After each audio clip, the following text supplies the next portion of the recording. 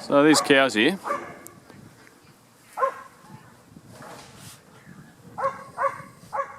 are enjoying a lovely little meal on the leaves of this silky oak grevillea. There we are. Now, a lot of forest has been cleared for cattle production, and unfortunately too many forests around the place have absolutely no trees in them whatsoever.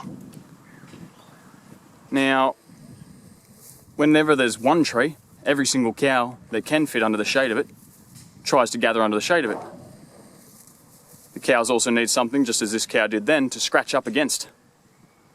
You see, so also the leaves contain a lot of different things, alkaloids and different antibiotics that the cow needs to keep their digestive system functioning healthy and produce the antibodies necessary for their calves. Now, this may just be a theory of mine, but I dare say that you could lower the costs of antibiotic use on your cattle if you just planted more trees. And a lot of different variety of trees, not just your eucalyptus and your silky oaks, but your wattle trees and casuarinas and banksias and all sorts of things.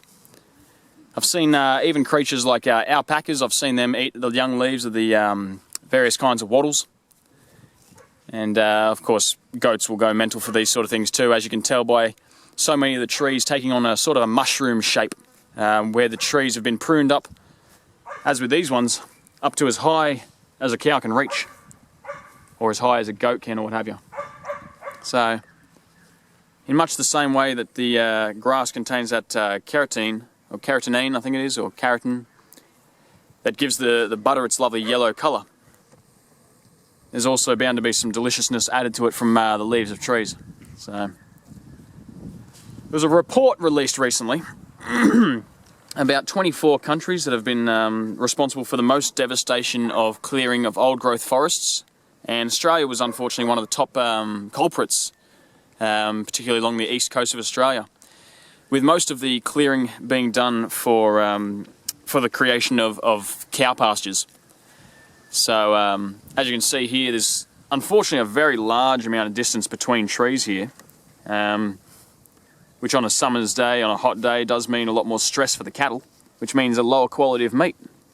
So, if that's what you're after, or a lower quality of milk, if that's what you're after.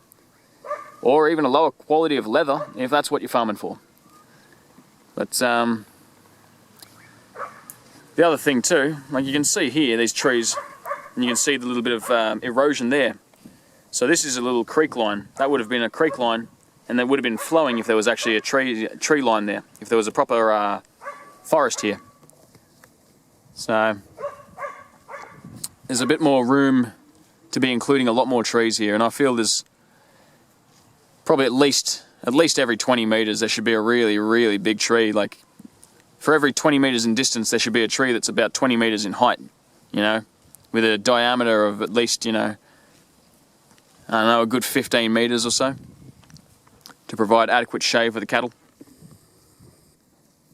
Anyway, as I said, this is not particularly a bush tucker video, as most of mine are. This is more of a video on how animals interact with the plants around them. And the silky oak, being a native plant, is something that the cows are obviously having to adapt to, and something that the silky oak has to adapt to is the cows themselves. So I'll leave it there, and you can enjoy this little cow's face. Little curious cow.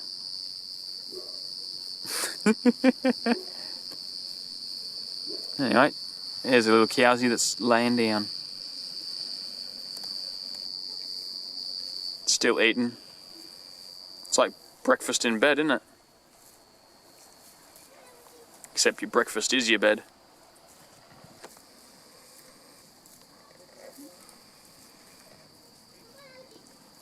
And then you got this one over here that's milking.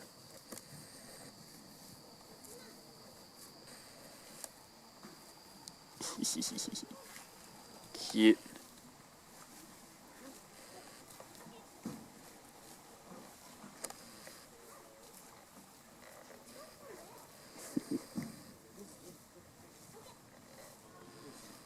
Anyway, folks, take care of yourselves. Have yourselves a lovely day.